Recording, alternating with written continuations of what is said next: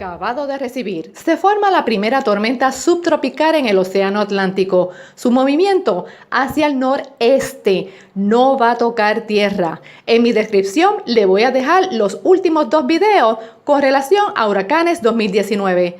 No te olvides de suscribirte a mi canal y hasta mi próximo video, pendiente a los pronósticos de NOAA.